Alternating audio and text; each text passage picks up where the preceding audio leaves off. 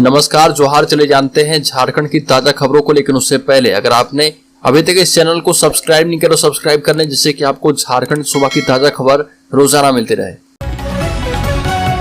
सबसे पहली और बड़ी खबर, हेमंत सोरेन सरकार पर जमकर बरसे सांसद पीएन सिंह ने कहा कि गृहमंत्री अमित शाह मिलकर बताई जाएगी झारखंड की स्थिति।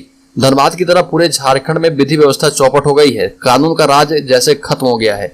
दिन दहाड़े हत्याएं हो रही है, लोगों से रंगदारी मांगी जा रही है, जबकि पुलिस प्रशासन लिखित शिकायत मांग रहा। डर से लोग लिखित शिकायत नहीं कर रहे। ऐसी स्थिति में केंद्रीय गृह मंत्री अमित शाह से मिलकर धनबाद और झारखंड की स्थिति से अवगत करवाएंगे। ये बातें सांसद पशुपति नाथ सिंह ने सराय ढेला स्थित एक होटल में प्रेस वार्ता में कही, और वह केंद्र सरकार के 9 वर्ष का कार्यकाल पूरा होने के मद्देनजर महाजनसंपर्क अभियान की उपलब्धियों के बारे में बोल रहे थे। बड़ी खबर, फुरकान अंसारी के बयान पर मचा सियासी संग्राम। पूर्व मुख्यमंत्री मरांडी ने कसा तंज।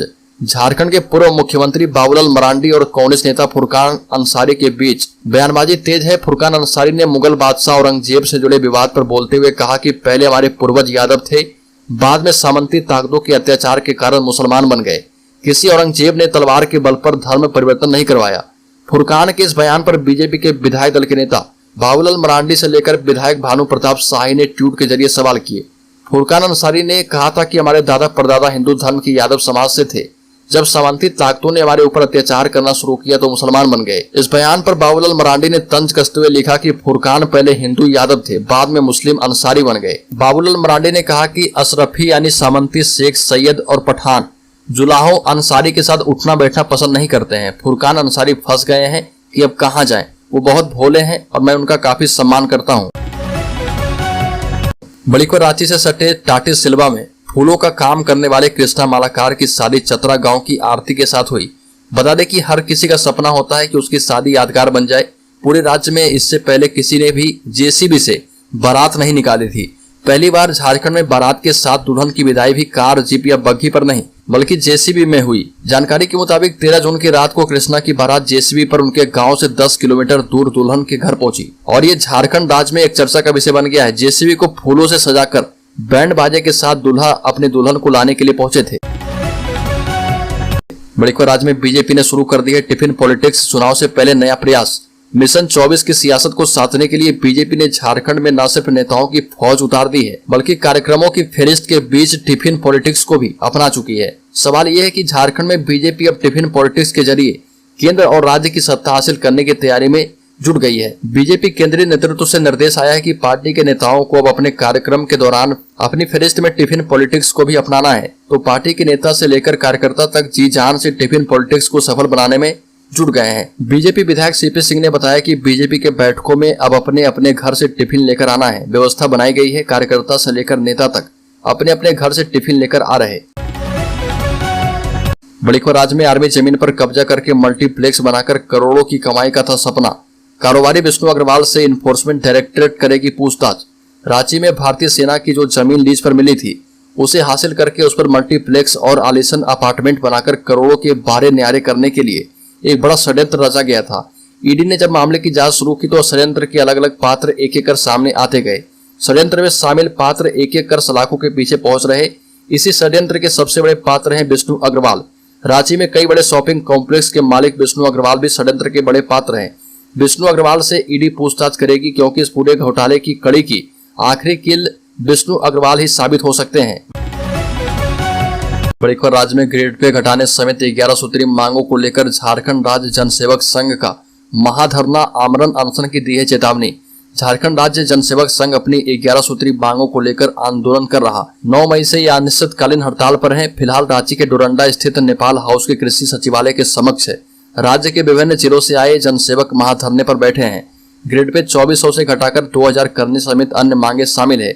सेवा के 11वें वर्ष में सेवा संपुष्टि और एमएससीपी का लाभ लेने के बाद कृषि विभाग के उच्चाधिकारियों के द्वारा जनसेवक नियुक्ति और सेवा शर्त रूलबुक में बदलाव किया गया है।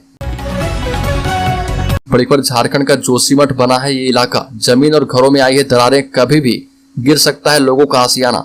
जोशीमठ में जिस तरह से घरों में दरारें आ रही थी और जमीन फट गए थे, झारखंड के झरिया में भी कमोवेश वही स्थिति सामने आ रही है। यहाँ के कई घर और स्कूल जमींदोज होने की कगार पर पहुंच गए हैं।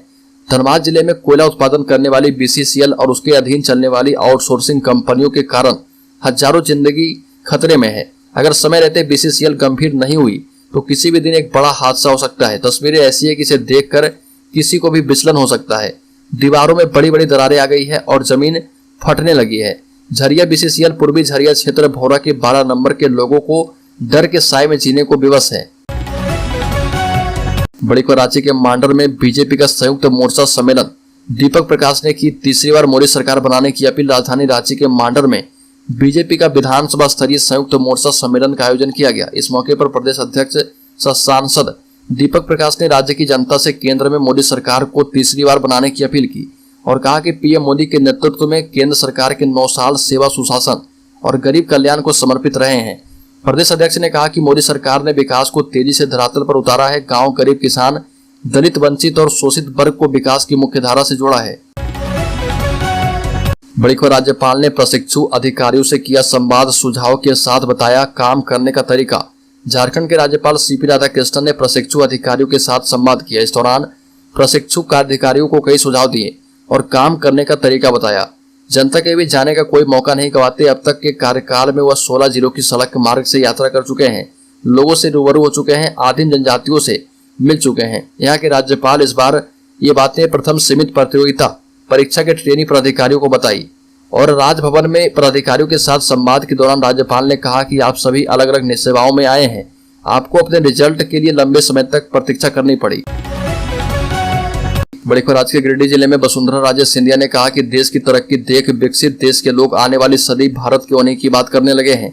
राजस्थान की पूर्व मुख्यमंत्री और भाजपा की राष्ट्रीय उपाध्यक्ष वसुंधरा राजे सिंधिया को शहर के एक होटल में केंद्र सरकार की जन कल्याणकारी योजनाओं को लेकर चर्चा करने का मौका मिला। वसुंधरा राजे सिंधिया ने मोदी सरकार के 9 साल के कार्यकाल के बारे में बताया। बीजेपी की राष्ट्रीय उपाध्यक्षा ने कहा कि केंद्र की मोदी सरकार में विभिन्न कार्यक्रम से जनता को सीधे लाभ पहुंचा रही है।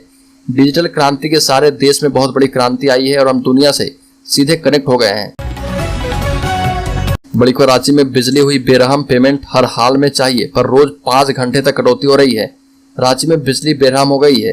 दिन के साथ रात में भी उमस के साथ तेज गर्मी से जहां लोग परेशान है, वहीं रात में बिजली कटौती से नींद हराम हो गई है। 24 घंटे में 5 घंटे तक बिजली कट रही है और झारखंड बिजली वितरण निगम ने फरवरी में ही दावा किया था कि रांची में अंडरग्राउंड केबलिंग का काम पूरा हो गया है। मार्च से आंधी पानी में बिजली नहीं जाएगी। वहीं बिल वसूली के लगातार अभियान चलाए गए। बड़े छोटे बकायेदारों से सख्ती के साथ बिल वसूला गया है, लेकिन आपूर्ति की हाल बहुत ही खराब है। बड़ी खबर राज्य में टाटा प्रोजेक्ट का विस्तार जल्द। हाइड्रोजन फ्यूल इंजन प्रोजेक्ट के लिए टाटा को चाहिए सरकार का सहयोग। टाटा जमशेदपुर में new green technology manufacturing project का विस्तार करना चाहता है। इसके तहत हाइड्रोजन टेक्नोलॉजी आधारित वाहन का निर्माण किया जाएगा। ग्रीन एनर्जी के विस्तार में निवेश की भरपूर संभावना है।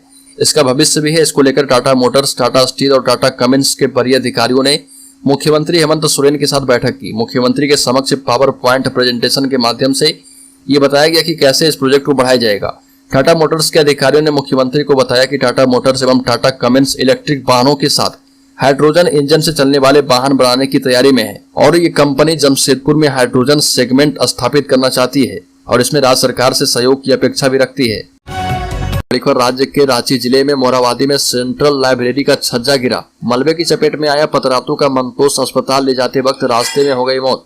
मोराबादी स्थित रांची यूनिवर्सिटी के सेंट्रल लाइब्रेरी कैंपस में छज्जा टूटकर गिरने से एक स्टूडेंट की मौत हो गई। बताया जा रहा है कि सेंट्रल लाइब्रेरी के कैंपस में कई छात्र पढ़ने जाते हैं।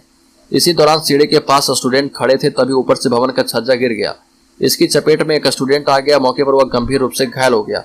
छात्रों ने उन्हें आनंद फानन में उठाकर रिम्स ले जा रहे थे, तभी इस रास्ते में उनकी मौत हो गई। बड़ी खबर झारखंड में 17 जून तक बंद रहेंगे स्कूल। राज्य के सरकारी और निजी स्कूलों पर आदेश होगा लागू। बढ़ती गर्मी की वजह से लिया गया फैसला। झारखंड के सभी स्कूलों को अब 17 जून तक बंद रखने का आदेश दिया गया है।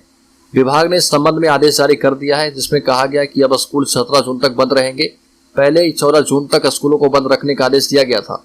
विभाग ने अधिक गर्मी और लू को देखते हुए यह निर्णय किया है। केजी से क्लास 8 तक के सभी स्कूलों को 17 जून तक के लिए बंद कर दिया गया है। वहीं क्लास 9 से 12वीं तक के छात्रों को 15 जून से क्लास आना होगा। कक्षाएं पहले की तरह ही चलेगी। विभाग की तरफ से जारी की गई चिट्ठी में साफ लिखा है कि अधिक गर्मी पड़ने और राज्य में लू के बढ़ते खतरे को देखते हुए फैसला किया गया है।